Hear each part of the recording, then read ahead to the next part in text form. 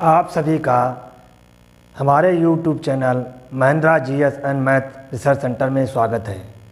आज हम आप लोगों को इस वीडियो में जो पिछले टॉपिक में मैंने ज्यामितीय आकृतियों में 2D शेप्स के बारे में आप लोगों को वीडियो के माध्यम से अध्ययन कराया था, उसी का जो अगला पार्ट है 3D शेप्स।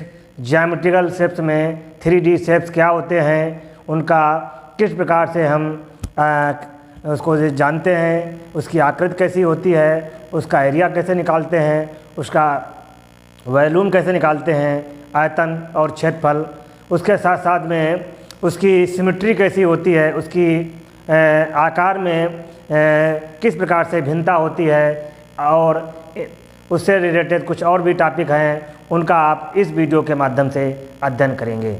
तो आज का टॉपिक है ज्यामिट्रिकल शेप्स में 3D शेप्स क्या होते हैं। तो ज्यामितीय आकृतियाँ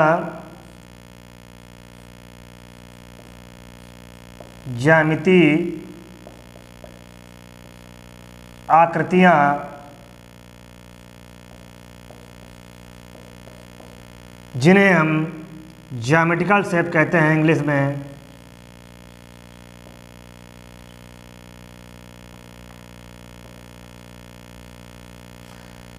ज्यामिट्रिकल शेप्स में पिछले टॉपिक में आप लोगों को 2D शेप्स के बारे में मैंने बताया था। आज जो है इसमें हम बताएंगे आपको 3D शेप्स के, अर्थात 3D शेप्स का मतलब क्या है, 3 डायमेंशनल शेप। हिंदी में इसे कहते हैं त्रिविमीय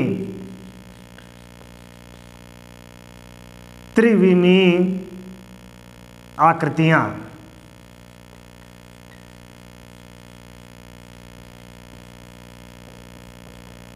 त्रिविमीय आकृतियाँ क्या हैं, इसके अंतर्गत कितनी प्रकार के जो वस्तुएं होती हैं उनकी आकृति को आप इसमें पढ़ेंगे। तो नंबर 1 पर आता है घनाभ। घनाभ को इंग्लिश में कहते हैं क्यूबाइड। इसे घनाभ कहता है। घनाभ जो है ऐसी आकृति, ऐसी किसी वस्तु की आकृति जिसमें जो है रेक्टेंगल शेप में हो, आयताकार शेप से घिरी हुई ऐसी बंद आकृति को हम घनाभ कहते हैं, जिसमें जो है उसके शेप सरफेस जो होती हैं, तल होते हैं, वो 6 होते हैं, और जो इसमें साइडें होती हैं वो उसमें 12 होती हैं, और इसके जो वर्टेक्स होते हैं, जो शीर्ष होते हैं, वो 6 होते हैं, तो 8 होते हैं। इसका आप जो है एक डायग्राम के माध्यम से आपको बता रहे हैं। सबसे पहले आप इसमें समझेंगे ये कौन सी वस्तु है। तो क्यूबाइड, घनाभ,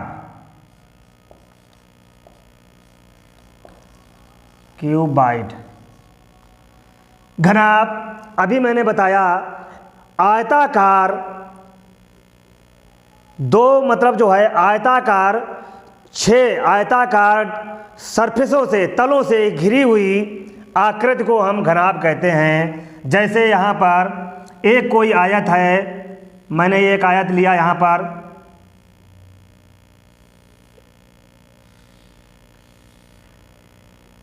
और ये जो आकृति आप कैसे किस प्रकार से घनाभ बनता है, आप कैसे बनाते हैं, ये भी आप सीख लीजिए। मैंने 2 आयत बनाए और 2 आयतों को मैंने उनके शीर्षों को मिला दिया, और जो आयत हम यहाँ पर बनाएंगे, एक उसमें ध्यान रखना है कि दोनों आयत जो है एक ही समान लंबाई और चौड़ाई के होने चाहिए। उसके पश्चात इनके शीर्षों को मिलाने से आप देख रहे होंगे एक बंद बॉक्स जो है, आयताकार बॉक्स है, और उसमें जो है 6 आयत हैं। यहाँ से आप समझ सकते हैं 1 2 3 4, एक ऊपर का, एक 5 इधर ये वाला पोर्शन है, और जो उधर का आयत है वो 6 हो जाते हैं। आप जैसे कोई ये बुक है, बुक में या डायरी है, इसमें आप देख रहे हैं कि एक इसके जो 6 तल हैं, 1 2 3 4 5 6, और ये प्रत्येक तल जो है अपने में एक आयताकार है। ये यहाँ से ये देखिए, आप जो है देख रहे हैं यहाँ पर ये जो है इसकी तरह जो एक आयत बना हुआ है वैसे ही आयत बना हुआ है, ये एक आयत बना हुआ है, और ये भी एक आयत है, ये भी एक आयत है, ये भी एक आयत है। तो मैंने डायग्राम जो बनाया है वहाँ पर 2 आयत समान लंबाई के लेकर के हम उसको उसके शीर्षों को मिलाते हुए एक घनाभ की रचना की है। तो ऐसी प्रकार की ऐसी वस्तुएं जो इस रूप में होती हैं, जिसमें जो है उसका आकृति इस टाइप की होती है, उसे हम घनाभ कहते हैं। घनाभ में जो है ये आयताकार जो आयत होता है, आयत ही इसमें जो है मिलकर के एक बंद बॉक्स बनाते हैं, जिसे हम घनाभ कहते हैं। तो घनाभ में क्या होती है, सबसे एक बार पॉइंट होता है, पहला पॉइंट लंबाई, चौड़ाई तथा ऊंचाई होती है। अर्थात जो घनाभ होता है, क्यूबाइड होता है, उसमें लेंथ, ब्रेथ एंड हाइट तीनों चीज़ें होती हैं। लेंथ को हम L से डिनोट करते हैं, और ब्रेथ को हम B से इस्तेमाल से, और हाइट को जो है हम H से डिनोट करते हैं, तो LBH। तो जो क्यूबाइड घनाभ होता है, इसमें आप यहाँ से देखिए, मैंने अभी बताया 6 इसके तल होते हैं, तल आयताकार तल होते हैं, 6 आयताकार तल होते हैं। आयताकार तल जिसे हम सरफेस कहते हैं, रेक्टेंगल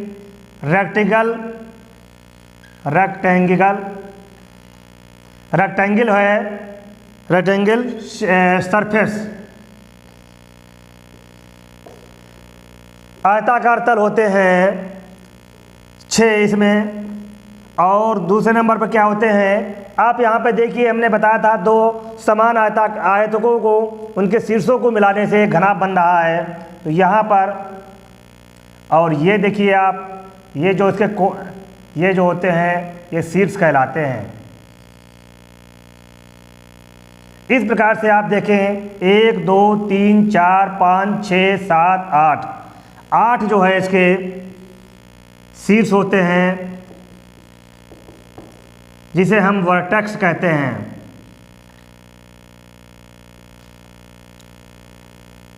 उसके बाद में यहाँ पर इसकी जो एजें होती हैं, जो साइडें होती हैं, वो होती हैं 12। आप देख लीजिए, इसको हम नंबर से लिख रहे हैं 1 2 3 4 5 6 7 8 9 10 और 11, और ये हो गई आपकी 12। तो 12 इसमें जो है भुजाएं, इसे हम इंग्लिश में साइड्स एंड एज भी कहते हैं इसे, ठीक है। तो इस प्रकार से घनाभ में जो उसकी मेन जो होते हैं, उसकी आकृति में क्या क्या जो है उसके अंदर जो पॉइंट हैं, तथ्य हैं कि इसकी जो है विशेषता क्या है, तो आपने देखा इसमें जो है 6 आयताकार तल होते हैं, 8 शीर्ष होते हैं, 12 भुजाएं होती हैं। तो इस ऐसी आकृति को हम घनाभ कहते हैं। और उसके पश्चात इस घनाभ का किसी एक जो घनाभ के आकृति की एक कोई बक्सा है, तो उसका हम क्षेत्रफल कैसे निकालते हैं, तो ये भी आपको समझना है। घनाभ का क्षेत्रफल जो है वो होता है, इसे हम संपूर्ण पृष्ठ का सभी आयताकार तलों का जो क्षेत्रफल होता है वही घनाभ का टोटल क्षेत्रफल हो जाता है। घनाभ का क्षेत्रफल इसे हम संपूर्ण पृष्ठ भी कहते हैं। होल सरफेस एरिया, तो इसे हम इस फार्मूले से डिनोट करते हैं। 2 ब्रैकेट के अंदर लंबाई और चौड़ाई की मल्टीप्लाई, फिर चौड़ाई और ऊंचाई की मल्टीप्लाई, फिर लंबाई और ऊंचाई की मल्टीप्लाई, अर्थात 2 × LB + BH + LH या HL। इस फार्मूले से हम उस घनाभ का क्षेत्रफल ज्ञात करते हैं। जो छठा पॉइंट है, घनाभ का आयतन अर्थात वॉल्यूम ऑफ ए क्यूबाइड। तो वॉल्यूम ऑफ क्यूबाइड, तो अभी आपने जो 2D शेप में एक आयत का क्षेत्रफल जो निकाला था, लंबाई और उसकी चौड़ाई से मल्टीप्लाई कर देते थे तो आयत का क्षेत्रफल निकल आता था। इसी में अगर हम उसकी ऊंचाई भी इसमें जोड़ दें तो उसकी ऊंचाई से भी मल्टीप्लाई करा दें लंबाई और चौड़ाई की, तो वहाँ पर उसका घनाभ का आयतन निकल आता है, अर्थात L × B × S H। इस प्रकार से LBH ये जो है लेंथ, ब्रेथ एंड हाइट, इन तीनों की मल्टीप्लाई से घनाभ का आयतन हम ज्ञात कर सकते हैं। तो क्षेत्रफल का मैंने यूनिट जो पिछले 2D शेप में बताया था वो होता है वर्ग यूनिट, और जो उसका जो आयतन जब निकालते हैं तो उसकी यूनिट जो आती है घन यूनिट। इसे हम जो है क्यूब यूनिट भी कहते हैं। आयतन का मात्रक जो है ये यूनिट क्यूब होता है, अर्थात घन मात्रक। तो मात्रक जो है, अगर आपकी इस घनाभ की जो लंबाई चौड़ाई है वो मीटर में दे रखी है तो वहाँ पर उसका आयतन जो है घन मीटर में हो जाएगा। अगर सेंटीमीटर में दे रखी है तो घन सेंटीमीटर हो जाएगा। और इसी प्रकार से हम इस घनाभ के बारे में जो विशेषताएं होती हैं इसको जो है आप एक एक विशेषता जो है मैंने आपको बताई, किस प्रकार से इसका जो है हम आयतन निकालते हैं, क्षेत्रफल निकालते हैं, क्या उसमें विशेषताएं होती हैं, कितने शीर्ष होते हैं, कितने तल होते हैं और कितनी उसकी साइडें होती हैं।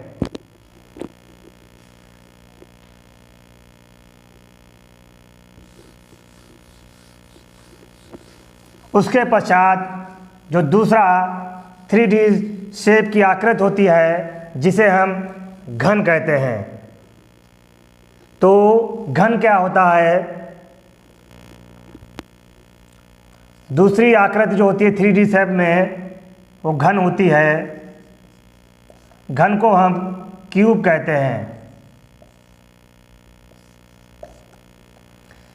क्यूब जो और घन और घनाभ में डिफरेंस क्या है, अभी मैंने घनाभ में बताया था, उसमें जो प्रत्येक तल होता है वो रेक्टेंगल शेप में होता है, आयताकार होता है। लेकिन जो घन होता है, घन में जो शेप होता है, जो उसका एक तल होता है वो वर्गाकार होता है। अर्थात आपने देखा होगा जो लूडो होता है, जो है हम वो खेलते हैं आपका लूडो, तो उसमें जो एक पासा जो होता है उसको जो है आप देखते हैं वो एक घन के शेप में होता है और उसका प्रत्येक तल एक वर्गाकार होता है। तो दो वर्गों से अगर हम इसको घन कैसे बनाते हैं ये भी आप समझ लीजिए। दो वर्ग हम लेते हैं समान आकृति के, उसके पश्चात इनमें भी हमें शीर्ष ही मिलाने पड़ते हैं।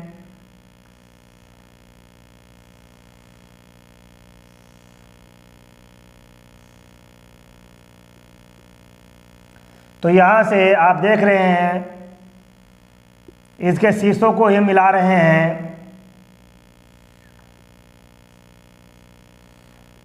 तो यहाँ से मैंने पूरी कोशिश की है लेकिन जो है जितना ये वर्गाकार शेप में है,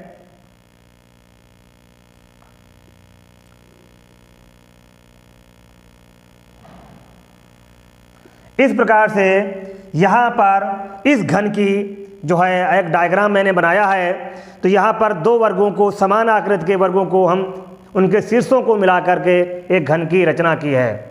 तो इस घन के अंदर भी क्या विशेषताएं होती हैं? इसमें भी 6 साइडें, जो 6 तल होते हैं, जो सरफेस होती है वो 6 होती हैं, और जो सरफेस होती हैं वो वर्गाकार होती हैं। तो आप देख सकते हैं, जैसे लूडो में आप अनुभव करें, आपके सामने लूडो रखा हुआ है, उसके शीशों को आप देखिए तो 1 2 3 4, और उधर का जो होता है ये पोर्शन जो है, एक ऊपर का है मैंने बताया है, एक उधर की जो तल होता है वो 5, और जो इधर का है ये 6 हो गए। आप जो है कोई एक लूडो को देख करके आप उसका अनुभव कर सकते हैं।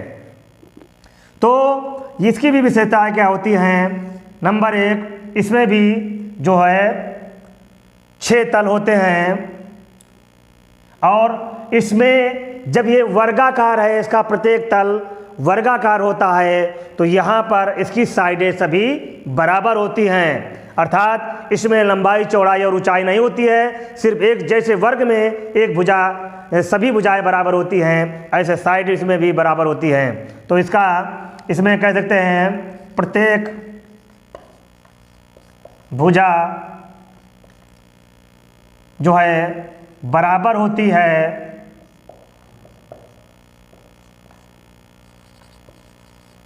और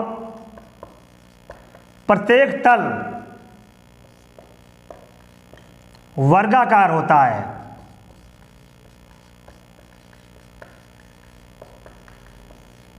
दूसरा पॉइंट क्या है? इसमें भी जो है 8 आपके शीर्ष होते हैं, 1 2 3 4 5 6 7, कहीं पर मैंने मिस्टेक किया है, ये जो है यहाँ पर नहीं है, ये आगे है तो क्रॉस हो रहा है।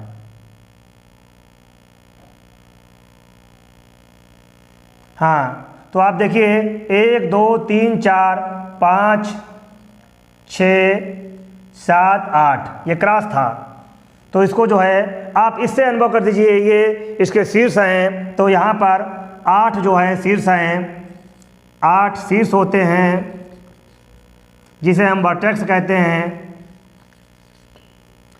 उसके पश्चात इसमें जो इसके तल होते हैं वो 6 तल होते हैं, 6 तल होते हैं, या इसको सरफेस कहते हैं। चौथा है, इसमें जो साइडें होती हैं जो वो भी 12 ही होती हैं। इसको आप भी देख लीजिए, 12 भुजाएं, या इंग्लिश में से हम साइड जो है कहते हैं। और आप गिन भी लीजिए कौन कौन सी साइडें हैं, 1 2 3 4 5 6 7 8 9 10 11 और ये 12। तो आप इससे अनुमान लगा लीजिए, ये वाली साइड है ये 12, ये वाली जो है आपको हम 3 लिख चुके हैं, 12। तो इस प्रकार से आप इसमें भी देखिए 12 भुजाएं हो गई, और 6 तल हो गए, 8 शीर्ष हो गए। उसके बाद में इसकी आकृति के बारे में आपने जानने के पश्चात इसका हम जो है संपूर्ण पृष्ठ कैसे निकालते हैं, इसका सभी तलों का हम जो एरिया कैसे निकालते हैं, क्षेत्रफल कैसे निकालते हैं। तो घन का क्षेत्रफल, इसे हम संपूर्ण पृष्ठ भी कहते हैं। संपूर्ण पृष्ठ बराबर जो होता है प्रत्येक वर्ग का क्षेत्रफल जो होता है भुजा का वर्ग। अगर यहाँ पर भुजा मैंने ए मान ली है, और तो वहाँ पर इसका जो फार्मूला निकलेगा, आपने देखा होगा वर्ग का जो क्षेत्रफल होता है वर्ग भुजा का वर्ग कह देते हैं। तो यहाँ पर 6 वर्ग बनते हैं, तो वर्गाकार इनके जो तल होते हैं, अर्थात इसको हम 6 मल्टीप्लाई भुजा का वर्ग कर देते हैं, तो इसको इंग्लिश में भी आप 6a² जनरली इसकी एक साइड को a मान लिया जाता है, तो 6a² इसका क्षेत्रफल का प्राप्त कर सकते हैं इससे। दूसरा अगला पॉइंट है घन का जो आयतन किस प्रकार से निकालते हैं।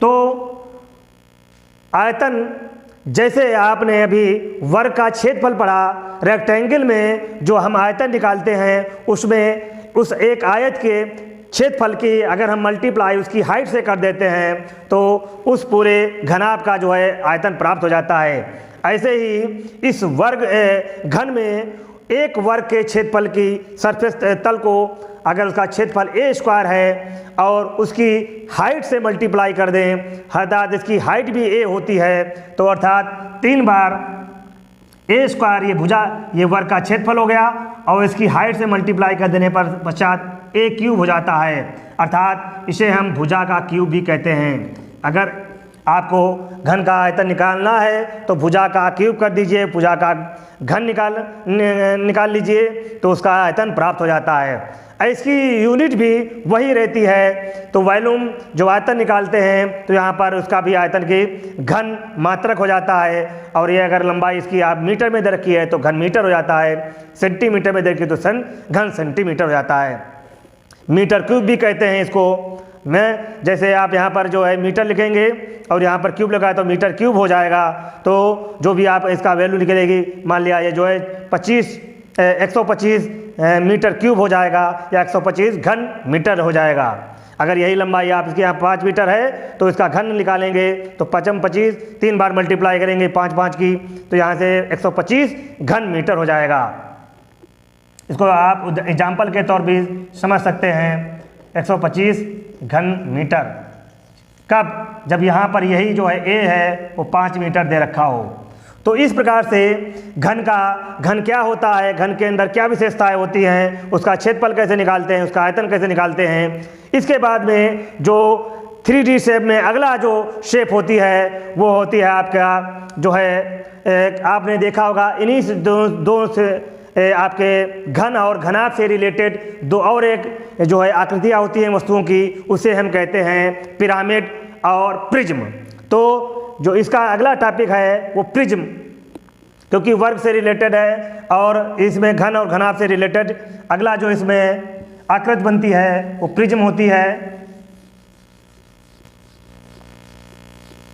तो तीसरे नंबर पर 3D शेप आता है प्रिज्म।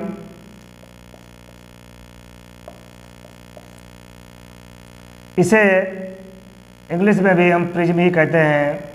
प्रिज्म की आकृति जो है एक इसमें जो है 3 आयत मिलकर के और 2 त्रिभुज मिलकर के एक प्रिज्म की रचना करते हैं।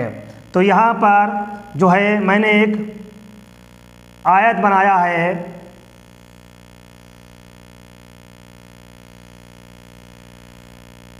उसके पश्चात इसका भी शेप आप भी देखिए कैसे शेप बनाते हैं।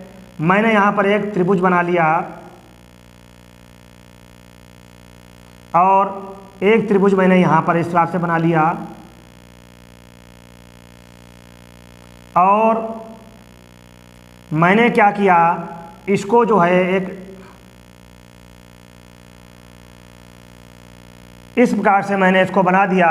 आप देख रहे होंगे इसमें 3 आकृति बन रही हैं। जैसे आपने देखा होगा यहाँ पर एक आयत बन रहा है, ये एक आयत बन रहा है और एक नीचे का जो होता है वो आयत बन रहा है। इस साइड के जो होते हैं वो त्रिभुज आकृति में होते हैं। तो इसमें इसकी विशेषताएं क्या होती हैं, इसमें भी जो है लंबाई चौड़ाई और ऊंचाई होती है, तो इसको भी हम 3D शेप में कहते हैं। तो यहाँ पर इसकी विशेषता क्या है, इसमें 2 जो सरतल होते हैं वो त्रिभुज होते हैं, इसमें 2 तल त्रिभुजाकार होते हैं।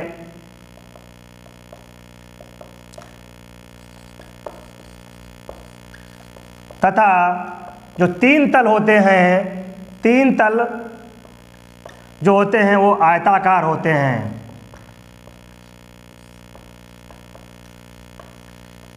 तो टोटल जो तल हो जाएंगे इसी में वो 2 + 3 अर्थात 5 तल होते हैं। नंबर 2 पर इसमें जो शीर्ष होते हैं वो भी आप देख लीजिए, 1 2 3 4 5 6। तो 1 2 3 4 5 6, तो 6 जो इसके होते हैं वो शीर्ष होते हैं।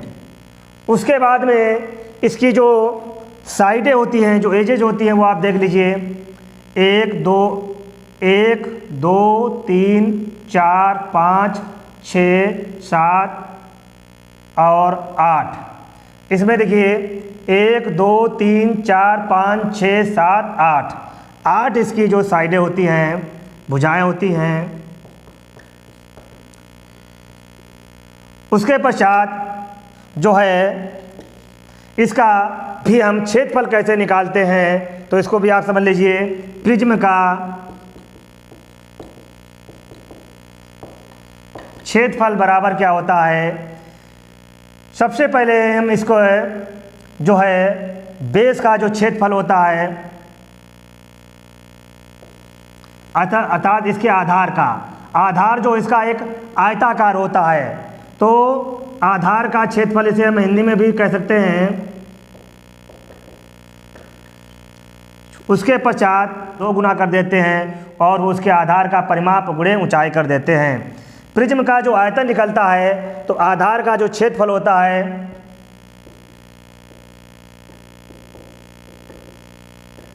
गुणे ऊंचाई।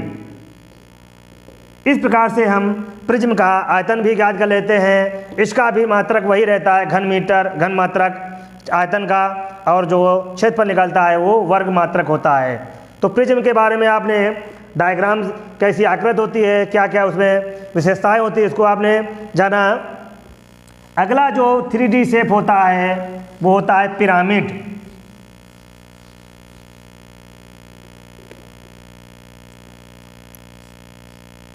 जो है पिरामिड,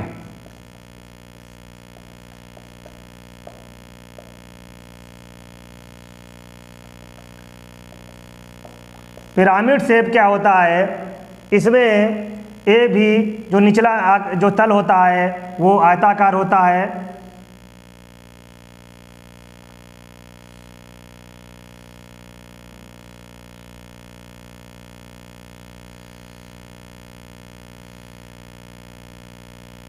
इसकी आकृति भी इस प्रकार से बनाते हैं।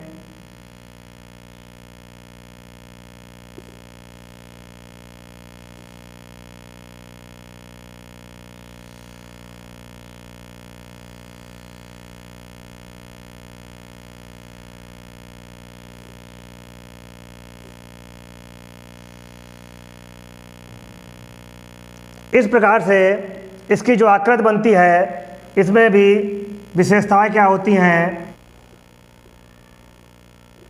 तो प्रिज्म में, पिरामिड में जो है इस प्रकार से इसका शेप बनता है, और इसमें जो 4 जो होते हैं वो त्रिभुज होते हैं। 4 जो तल होते हैं वो त्रिभुजाकार होते हैं, तथा जो एक तल होता है ये वाला, ये होता है आपका एक तल आयताकार होता है।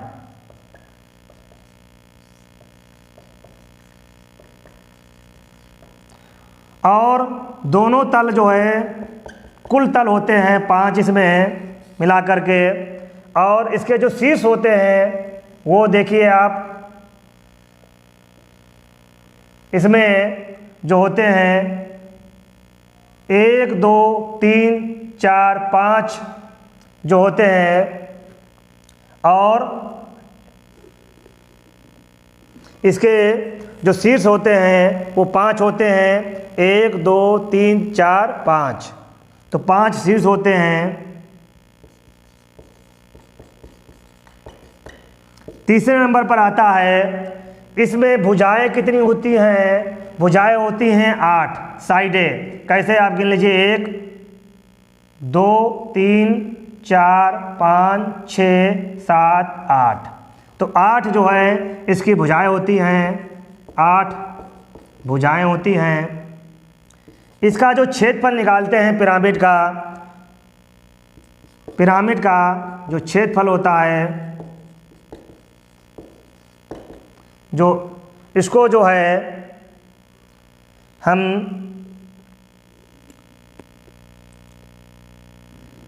इस आयत के क्षेत्रफल का जो निकालते हैं, ये आयत का जो आयताकार नीचे का जो तल होता है आयताकार होता है, तो आयत का या आयताकार तल का क्षेत्रफल प्लस उसके पश्चात यहाँ पर जो इसको जो है हम इन त्रिभुजों की आकृतियों का जो है जो त्रिभुजाकार तल होते हैं उसका भी क्षेत्रफल निकालते हैं अलग अलग, और सभी को हम जोड़ देते हैं।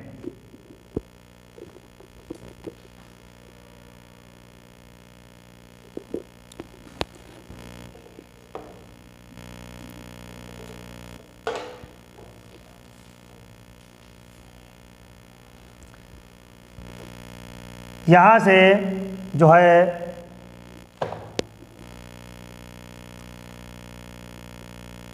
चार त्रिभुज हैं, चार त्रिभुजों के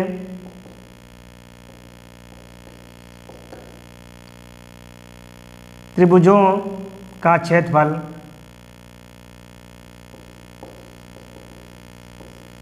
तो मैंने अगर आयताकार तल का क्षेत्रफल लंबाई गुणे चौड़ाई है और इन चार त्रिभुजों के क्षेत्र यहाँ से जो है इसका हम क्षेत्रफल निकाल लेते हैं 2 + L + B और इसकी हम हाइट से मल्टीप्लाई कर देते हैं। इस प्रकार से पिरामिड का जो क्षेत्रफल प्राप्त हो जाता है।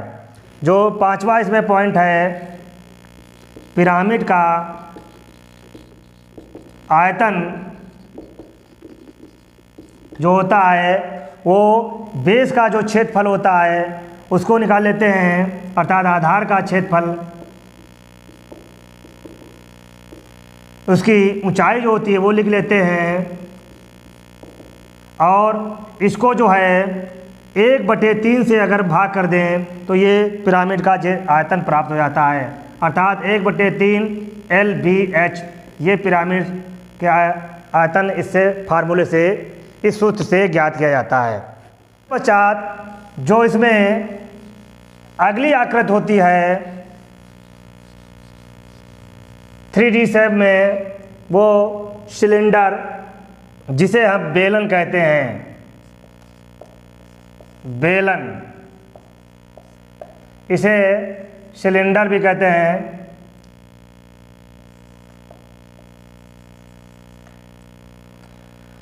तो बेलन की आकृति कैसी होती है, आपने इसके शब्द से ही आप समझ सकते हैं, बेलनाकार, अर्थात जिसमें लंबाई जो है एक वृत्ताकार उसमें मार्ग से जुड़ी, मतलब जो है आकृति से जुड़ी रहे, तो ऐसे आकृति को हम बेलन कहते हैं।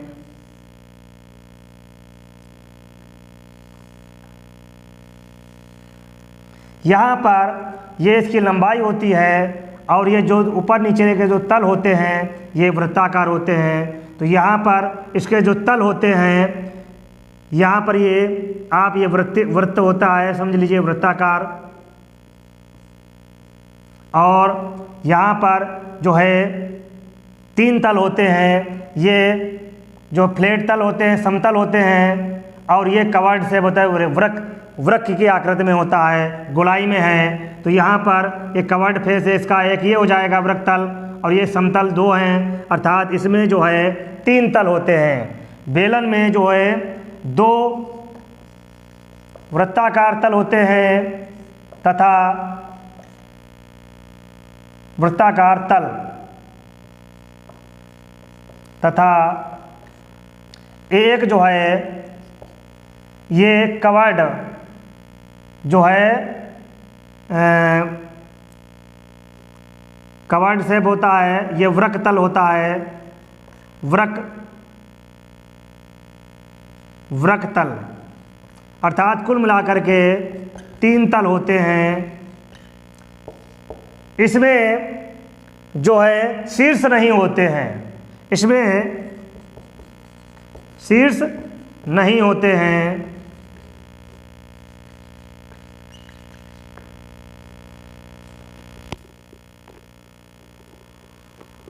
उसके पश्चात तीसरा जो इसमें पॉइंट होता है इसमें जो है एज जो होती है, किनारे जो होते हैं ये होते हैं, तो यहाँ पर जो है साइडें इसकी जो होती हैं वो एक ही साइड जो होती है, तो एक जो है एज होती है, एक भुजा होती है।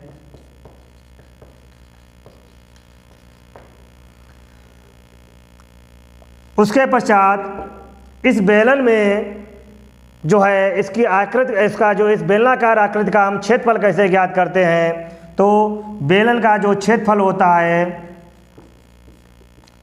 बेलन का क्षेत्रफल बराबर, इसे हम जो है दो वृत्तों के क्षेत्रफल भी हम जोड़ते हैं इसमें, और इस वृत्त तल का भी हम आयतन निकालते हैं, क्षेत्रफल निकालते हैं। अर्थात इस वृत्त तल का जो क्षेत्रफल निकलता है वो 2 पाई आर एच प्लस इसमें इस वृत्त तल का, इस वृत्त का क्षेत्रफल और इस वृत्त का क्षेत्रफल जुड़ जाते हैं, अर्थात 2 पाई आर स्क्वायर। इस फार्मूले से बेलन का जो क्षेत्रफल होता है अर्थात संपूर्ण पृष्ठ होता है, इसे हम संपूर्ण पृष्ठ भी कहते हैं। तो इस फार्मूले से ज्ञात करते हैं। उसके बाद में बेलन का जो आयतन होता है,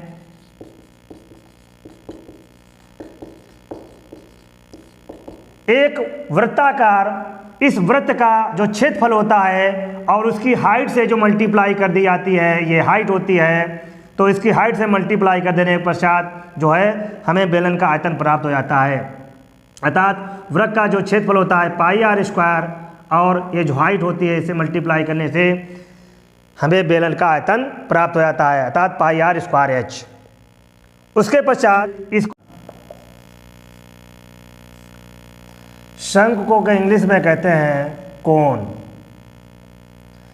तो आपने देखा होगा जो मदारी की टोपी होती है या जो बर्थडे की कैप होती है और जो आप आइसक्रीम की कोन्स देखते हैं वो इस शेप में होती है। यहाँ पर ये इसका वृत्तीय तल होता है और ये वृत्त तल होता है। उसके साथ साथ में ये इसकी रेडियस होती है और ये उसकी हाइट होती है और इसमें एक शीर्ष होता है। तो शंख में जो है एक शीर्ष और नंबर और तथा 2 तल होते हैं।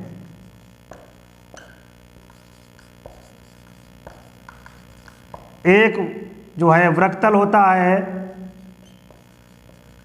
और दूसरा वृत्तीय तल होता है और इसमें जो होती है एक भुजा होती है। इस ये पोर्शन का यही पूरा राउंड फिगर में घूमती है, तो इसमें जो भुजा होती है वो एक भुजा होती है, इसे हम एज भी कहते हैं। तो शंख का जो क्षेत्रफल निकाला जाता है इसे हम संपूर्ण पृष्ठ भी कहते हैं। संपूर्ण पृष्ठ जो होता है शंख का पाई आर स्क्वायर, ये पाई आर एल होता है और एल जो है यहाँ पर पाइथागोरस प्रमेय से यहाँ पर 90 डिग्री का कोण बनता है और ये भी आर हो जाएगा और एल निकालना है आपको। तो यहाँ से आर का स्क्वायर प्लस एच का स्क्वायर करेंगे और उसका वर्गमूल निकाल लेंगे, ये एल के बराबर होता है। यहाँ पर जो एल है का मान हम आर का वर्ग करेंगे, रेडियस और हाइट का वर्ग करने के बाद उसका वर्गमूल निकाल लेंगे टोटल योग करने के पश्चात। तो उससे में इसकी ये तिर्यक ऊंचाई होती है, तिरछी ऊंचाई जो है इसे हम इस प्रकार से ज्ञात करते हैं। तो पाई आर एल प्लस जो इसका एक वृत्तीय तल होता है इसका भी क्षेत्रफल इसमें जुड़ जाता है पाई आर स्क्वायर। इस प्रकार से संपूर्ण पृष्ठ जो निकलता है शंख का pi R L plus pi R square. चौथा पॉइंट होता है शंख का आयतन जो है वो कैसे ज्ञात करते हैं, इस वृत्तीय तल का आयतन जो होता है पाई आर स्क्वायर, और ये हाइट होती है इसके मल्टीप्लाई हो जाती है, और इसका हम 1/3 से डिवाइड कर देते हैं, जो है ये 1/3 टाइम्स होता है पाई आर स्क्वायर एच, अर्थात इस पाई आर स्क्वायर को 3 से डिवाइड करने के पश्चात शंकु का आयतन प्राप्त हो जाता है। इसकी भी यूनिट जो है आयतन में की घन मात्रक होती है, इसे हम मीटर क्यूब भी कहते हैं, जो है यूनिट क्यूब भी कहते हैं, और शंकु का संपूर्ण पृष्ठ जो होता है वो वर्ग मात्रक या जो है स्क्वायर यूनिट होता है। उसके पश्चात जब शंकु के जो है इसमें जो है इसकी ये जो ऊंचाई है तिरछी, इसका आप जो है यहाँ पर ये एल जो ज्ञात करते हैं, हम इसकी हाइट का वर्ग करते हैं, उसकी रेडियस का वर्ग करके टोटल करके उसका वर्गमूल निकाल लेते हैं। तो शंकु के बारे में आप क्या उसमें विशेषताएं होती हैं वो जाना, किस प्रकार से उसका क्षेत्रफल निकालते हैं और आयतन निकालते हैं। अगला जो इसमें 3D शेप होता है वो होता है गोला, जिसे हम स्फीयर कहते हैं। गोला, स्फीयर। गोला जो है बहुत से सर्किलों से मिलकर जो है एक गोले का निर्माण होता है। तो आपने देखा होगा, चाहे एक गेंद होती है वो इस सर्किल शेप में होती है, लेकिन वो राउंड इतने उसके अंदर वृत्त बनते हैं, इस शेप में आती है। इस पोर्शन, इस आकृति को हम गोला कहते हैं। गोले में ना कोई शीर्ष होता है, ना कोई इसकी एज होती है, और इसमें ये राउंड कर्व जो है राउंड से शेप में होता है। तो इसका जो तल होता है ये वक्रीय तल होता है।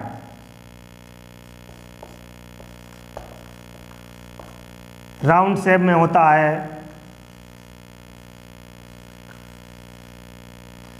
उसके पश्चात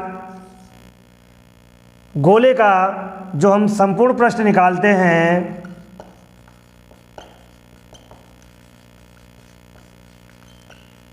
संपूर्ण पृष्ठ जो निकलता है गोले का, किसी एक वृत्त का जो क्षेत्रफल होता है पाई आर स्क्वायर, इसका हम 4 टाइम्स कर दें तो गोले का संपूर्ण पृष्ठ प्राप्त हो जाता है। ये इसका क्षेत्रफल प्राप्त हो जाता है। और गोले का जो आयतन का निकाला जाता है वो इसमें एक वृत्त का क्षेत्रफल निकालते हैं और उसकी रेडियस से फिर मल्टीप्लाई कर देते हैं और इसका 4/3 टाइम्स कर देते हैं, अर्थात 4/3 पाई आर क्यूब। ये जो है गोले का आयतन होता है। तो गोले के आयतन और संपूर्ण पृष्ठ के बारे में आपने जाना, गोले में क्या विशेषताएं होती हैं। इसमें ना कोई शीर्ष होते हैं, ना इसमें कोई साइड होती है, सिर्फ एक वृत्तीय तल होता है राउंड फिगर में, राउंड शेप में। तो आज आप लोगों ने जो है इस वीडियो में 3D शेप्स, ज्यामितीय आकृतियों में 3D शेप्स के बारे में अध्ययन किया। और एक जो गणितज्ञ थे उन्होंने एक नियम बनाया था कि घनाभ और प्रिज्म पिरामिड में जो उसके शीर्ष होते हैं और जो उसके फलक होते हैं उनमें और उनकी जो एज होती है उनमें एक संबंध बनाया था। वो गणितज्ञ का नाम था आयलर। आयलर ने बताया था कि किसी भी 3D घनाभ और प्रिज्म और पिरामिड में आकृति में जो उसके शीर्ष होते हैं, जिसे हम वर्टेक्स कहते हैं, वर्टेक्स प्लस उसके जो फेस होते हैं, जो तल होते हैं, उनका योग जो है उनकी एज जो साइडें होती हैं उसके और उसमें हम 2 जोड़ देते हैं। तो इस सूत्र के द्वारा जो है हम किसी भी प्रिज्म घनाभ और जो है उसका पिरामिड में उसके बीच में एज, शीर्ष और फलक और उसकी साइडों में संबंध जो निकलता है वो इस सूत्र के द्वारा आप ज्ञात कर सकते हैं। जैसे घन में जो है 8 जो है यहाँ पर शीर्ष होते हैं और फेस जो होते हैं वो 6 होते हैं और जो एजें होती हैं वो 12 होती हैं। आप टोटल करके देखिए 14 + 14 दोनों साइड में बराबर हो गई। ऐसे ही घना में भी यही सेम में होता है। तो आयलर ने गणितज्ञ जो थे इन्होंने एक फार्मूला दिया था। इस फार्मूले से आप इन शीर्ष तल और उसकी साइडों में आप संबंध ज्ञात कर सकते हैं।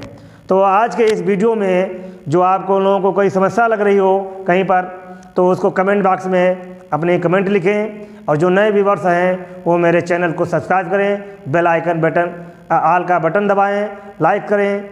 और जो है इसमें कोई डाउट जहाँ पर कोई आपको समझ में नहीं आ रहा है वो भी अपनी समस्या को उसमें अवगत मुझे कराएं। धन्यवाद।